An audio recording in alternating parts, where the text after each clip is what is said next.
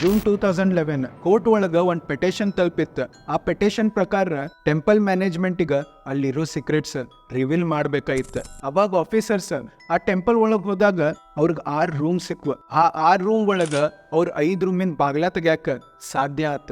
ಅವಾಗ ನೋಡ್ರಿ ಪಬ್ಲಿಕ್ಕಿಗೆ ಗೊತ್ತಾತ ಅಲ್ಲಿ ಏನೈತೆ ಅಂತ ಹೇಳಿ. 1,20,000 ಕೋಟಿದ ಅಸೆಟ್ ಆ ರೂಮ್ ಒಳಗಿನ ಸಿಕ್ತ. ಆ ಟೈಮ್ದಾಗ ಎಲ್ಲಾರ ಕಣ್ಣ ಆ 6ನೇ ಬಾಗ್ಲದ ಮೇಲೆ ಬಿದ್ದಿತ್ತು. ಎಲ್ಲರಿಗೂ ಒಂದು ಕ್ಯೂರಿಯಾಸಿಟಿ ಇತ್ತು ಅದ್ರ ಒಳಗೆ ಏನೈತೆ ಅಂತ ಹೇಳಿ. ಕೆಲವೊಬ್ರು ಕ್ಲೇಮ್ ಮಾಡಿದ್ರ ಯಾರ ಆ ರೂಮಿನ ಬಾಗ್ಲ ತೆಗದ್ರ ಜಗತ್ ಒಳಗ್ ಪ್ರಳಯ ಸುನಾಮಿ ಬರ್ತೈತಂತ. ಕೆಲವೊಬ್ರು ಇದು ಕ್ಲೇಮ್ ಮಾಡಿದ್ರ ಆ ರೂಮ್ ಒಳಗೆ ಇದಕ್ಕಿಂತ 10 ಪಟ್ಟು ಜಾಸ್ತಿ ಅಸೆಟ್ ಐತೆ ಅಂತ ಹೇಳಿ. ಆದ್ರೆ ಸ್ವಲ್ಪ ವರ್ಷದಿಂದ ಒಂದು ಆರ್ಟಿಕಲ್ ಹೊರಗೆ ಬಂದಾಗ ಎಲ್ಲರೂ ಶಾಕ್ ಆಗೋಗ್ಬಿಟ್ಟಿದ್ರು. ಯಾಕಂದ್ರೆ ಆ ಆರ್ಟಿಕಲ್ ಪ್ರಕಾರ ಆ ರೂಮಿನ ಬಾಗ್ಲ 1990 ಮತ್ತು 2002ದಾಗ 2 ಸಲ ತೆಗ್ದಿದ್ರಂತೆ. ಮತ್ತೆ ಯಾಕೆ 2011ದಾಗ ಆಫೀಸರ್ಸಿಗ ಆ ಬಾಗ್ಲ ತೆಗ್ಯಾಕ ಆಗ್ಲಿಲ್ಲ? ಮತ್ತಿಂತ